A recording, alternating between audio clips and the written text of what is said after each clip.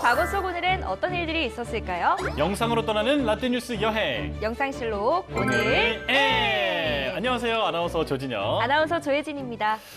예진 씨 이번 휴가 잘 다녀오셨어요? 네, 저는 본가가 이제 부산이다 보니까 부산으로 좀 다녀왔어요. 사람이 너무 많더라고요. 또 그도 그럴 것이 코로나 때문에 그동안 제대로 휴가를 지키지 못했잖아요. 그쵸. 코로나 블루도 생기고 좀 힘들었던 마음을 조금이나마 식힐 수 있는 여름이 아니었나 싶은데요. 자, 이렇게 여름도 다 지나갔으니까 이제는 다시 일상 복귀 준비를 잘 해봐야겠죠? 맞아요. 시청자 여러분과 함께 여름 휴가 후유증도 없애고 우리의 몸과 마음을 달래 역사 여행 얼른 떠나볼까요? 좋습니다. 그럼 과거 속 오늘은 어떤 일들이 있었는지 함께 보시죠.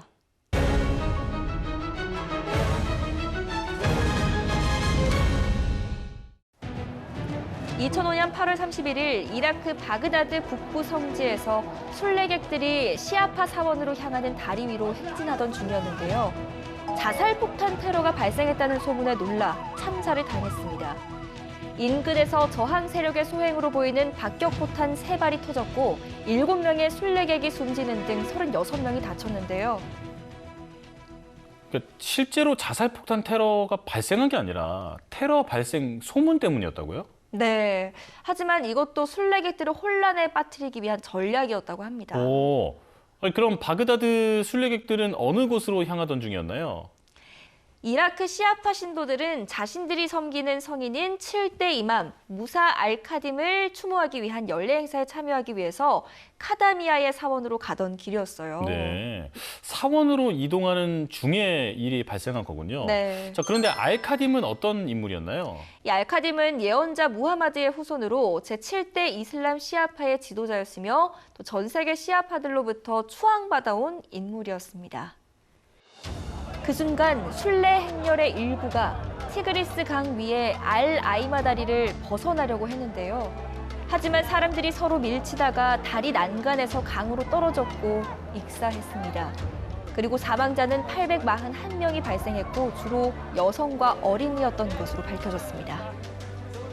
그런데 당시에 사망자 가운데는 독극물에 중독돼서 숨진 사람도 50여 명이 있었는데요. 알카딤 사원 주변에서 독극물이 든 음식과 주스를 받아 먹고 숨졌다고 합니다. 아니 성스러운 날을 기념하기 위해서 모인 건데 참 테러라니요. 당시 이라크 총리는 3일간의 애도 기간을 선포했습니다. 그럼 이번에는 1986년으로 가볼까요? 1986년 8월 31일 소련의 여객선 아드미랄 나히모프호가 침몰했습니다. 2만 3천 톤급의 대형 여객선 나히모프호는 흑해 연안의 소련 항구 도시 노보로시크항을 출발해 인근 항구 도시 소치로 향하던 중 화물 수송선과 충돌하게 되는데요.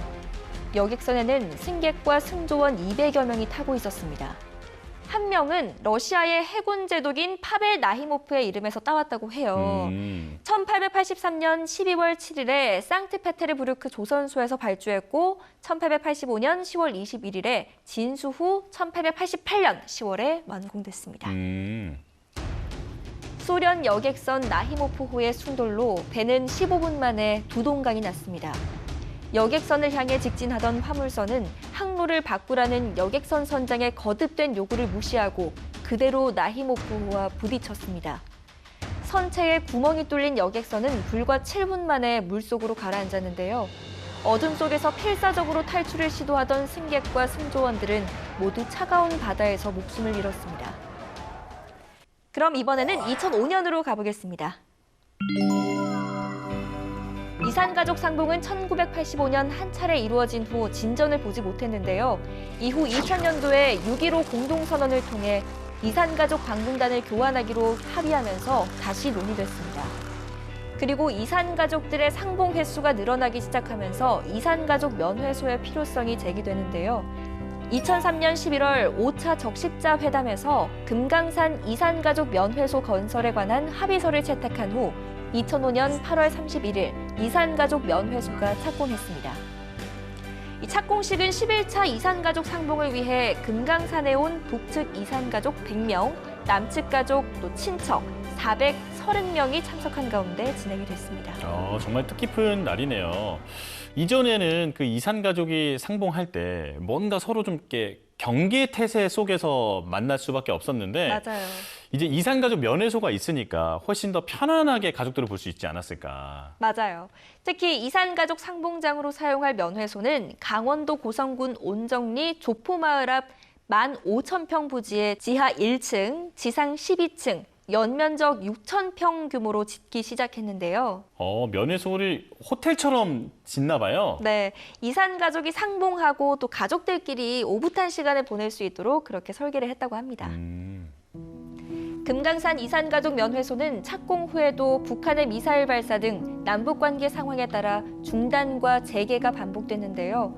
이러한 우여곡절을 겪으면서 2008년 7월 12일 완공됐습니다.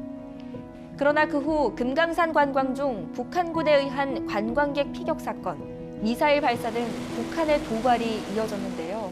유엔을 비롯해 국제사회가 대북 제재에 들어가면서 이산가족 면회소는 정상 운영이 어려워졌습니다.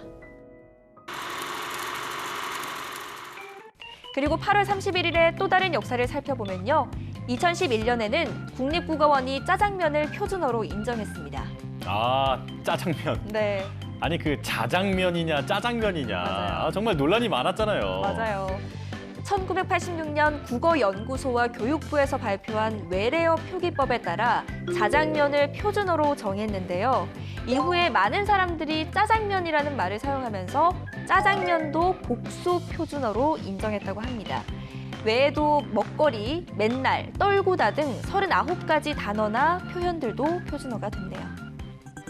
그리고 1958년에는 조선호텔에서 화재가 발생했는데요.